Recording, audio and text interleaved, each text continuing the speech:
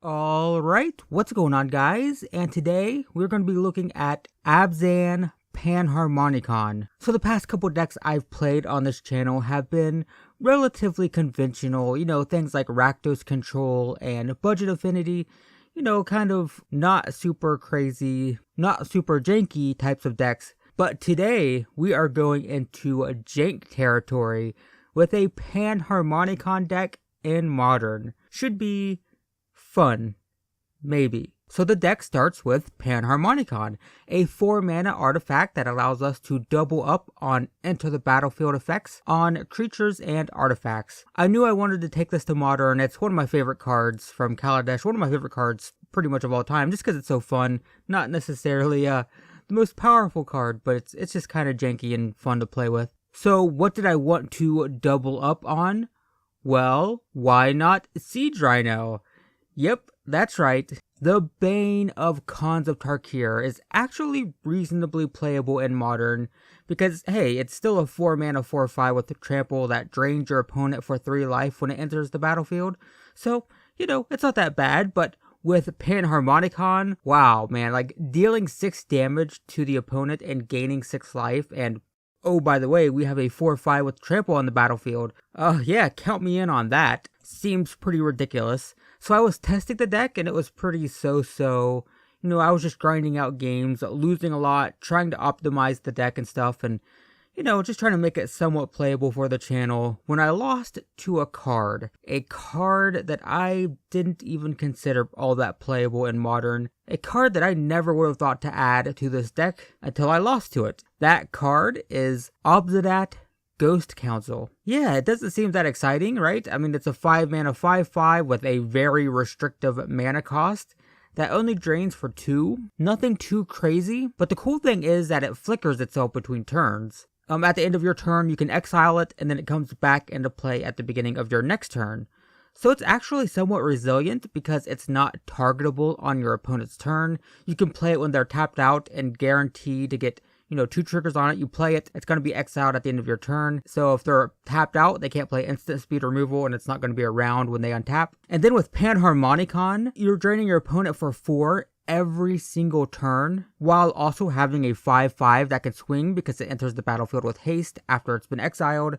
This is actually surprisingly good in this deck. I was genuinely shocked how effective it was the first time I played it. I was like, I kind of put it in the deck being like, oh man, this deck's already janky, now we're going to make it even worse with Abzan. And then I played it a couple times, and I'm like, holy crap, this is actually kind of sweet, kind of surprisingly good. So yeah, that's the core of our deck, guys. Panharmonicon to double up on life-draining effects from Siege Rhino and Abzan. It's really janky. The problem is probably obvious. Just look at those mana costs. Yeah, we are going to have to work hard to survive the early game so we can actually start playing these things and swinging the game in our favor in the late game. So how do we do that? Well, we're in black, so board control, that's going to be our savior. So since we're playing a budget deck, our removal package is a little bit janky, but if we play a wide variety of removal spells, it shouldn't be too bad, hopefully. So we'll be playing 2 copies of Smother, 2 copies of Go for the Throat, and 1 copy of Ultimate Price. All of these have restrictions. The Smother can only target small creatures, though it still accounts for a large portion of the format. Go for the Throat can't target artifacts, and Ultimate Price can't target multicolor creatures. While these restrictions could get us into trouble sometimes, because we've spread ourselves so thin, the likelihood of, say, drawing one of our Go for the Throats against Affinity is minimal. It limits the number of dead removal spells we'll draw just by playing a wide variety, and we can always sideboard out the dead removal spells after game 1. Next up, we'll be playing some removal spells that are a little less restrictive, such as 2 copies of Path to Exile, 2 copies of Hero's Downfall, and 1 Murderous Cut. Oh yeah, Path to Exile is finally budget friendly, at least for now. The Magic Online promo edition is selling for like half a ticket or so I definitely snapped up some of those, and we can finally play them here on Affinity for MTG. at least for a little while. Hero's Downfall, on the other hand, is a little bit expensive at 3 mana, And the double black is difficult in a 3-color deck, but it can kill any creature as well as taking out planeswalkers.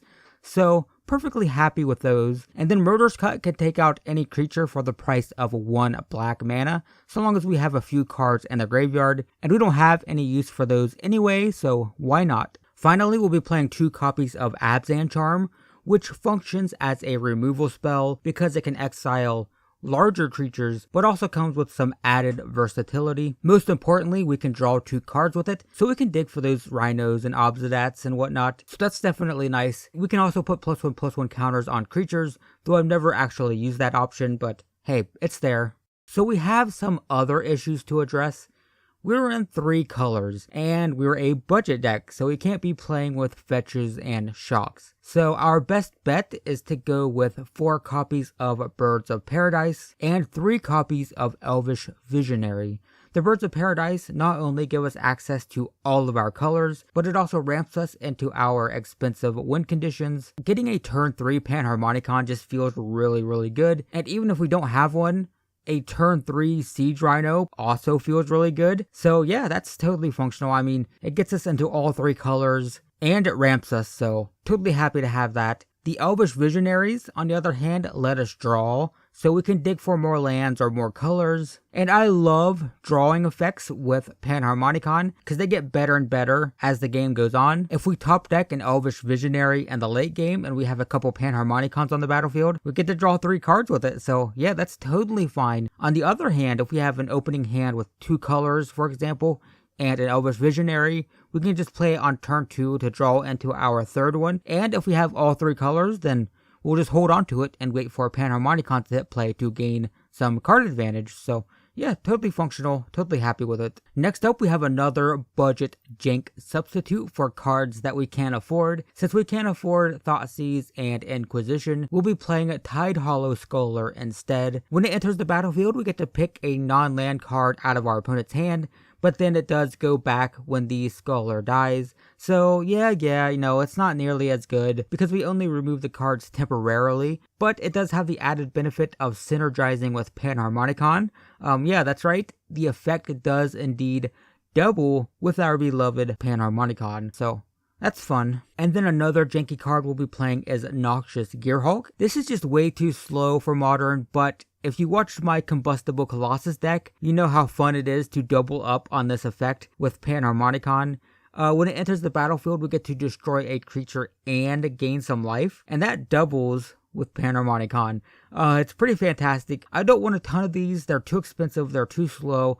I don't want them clogging up my hand every game, but a single copy is fine. We'll draw into it from time to time and, have some fun with it, I think. The final card in the deck is Lingering Souls. Now, this has no synergy with Panharmonicon specifically, but we're in white and black, and Lingering Souls is just an auto-include. I mean, this card can win games by itself, especially since we're playing so many removal spells. And, this actually serves multiple roles in this deck. It's good against control matchups because control players don't want to waste spells killing tokens. And against aggro decks, this can just let us push the game a little bit later by giving us some chump blockers.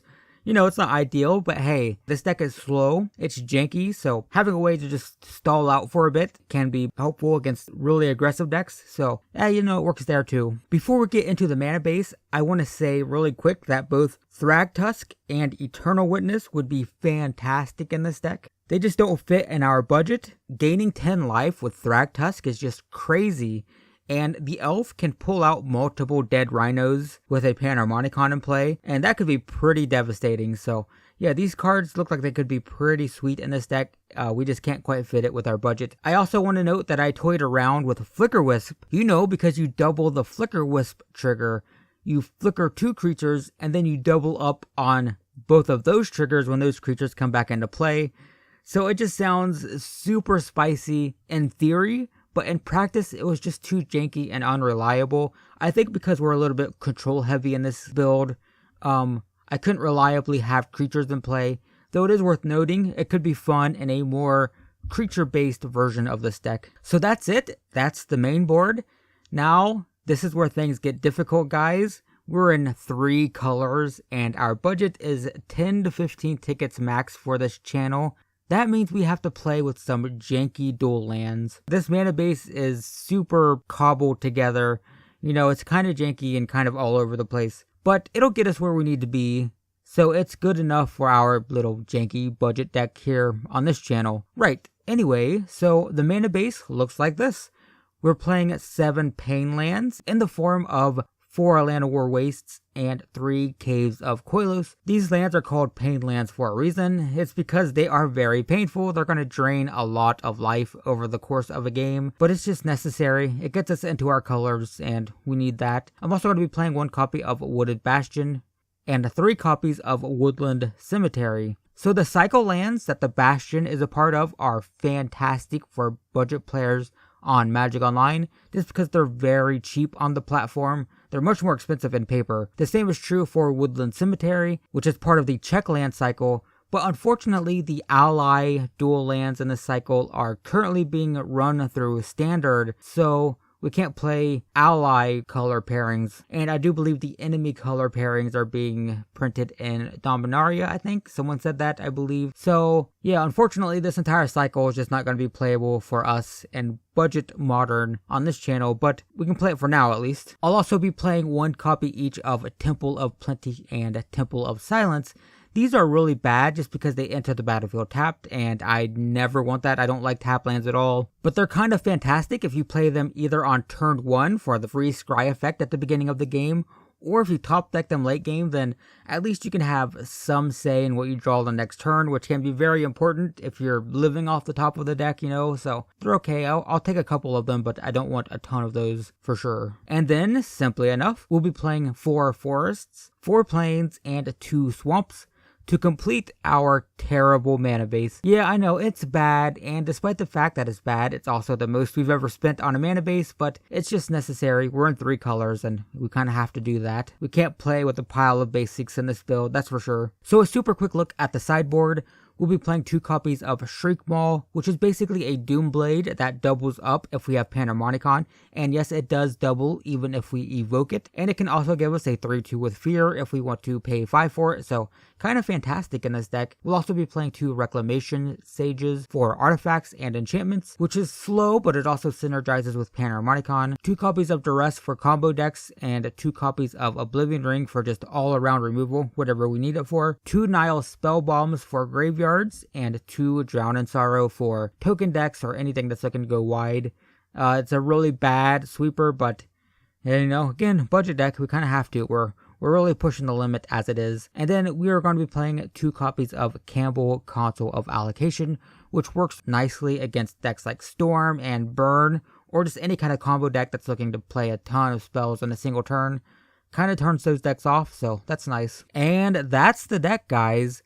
Survive the first few turns by controlling the board, kill everything, then play Panharmonicon and double up on draining effects, while smashing face with some big rhinos and some ghost dudes. Yep, I told you it was janky. Just a cheap, janky budget deck that is kind of all over the place, but I'm going to be honest, I've been playing this for a little while now, and the deck has actually been performing surprisingly well. I've been genuinely impressed with this thing. I definitely think we can steal some wins against some tier 1 decks with this thing. You know, it's not perfect, it's not ideal, it's not the best deck ever. No, I try not to be like one of those, guys, this is a tier 1 deck killer, guys. For 10 tickets, you can beat any tier 1 deck. Well, no, not quite. But it is pretty good. I've been having a lot of fun with it, and it's been actually somewhat competitive against tier 1 decks, at least in the tournament practice room. And if you're not buying that, if you're not believing me, then by all means, watch the games. I'll be playing 5 games with us on Magic Online in the tournament practice room. And for the first time ever, these games are going to be coming out much, much faster. I'm hoping to get a game out every couple of days. So yeah, if you want to see those games, as always, check the description. There should be a playlist, and I will see you in the first match.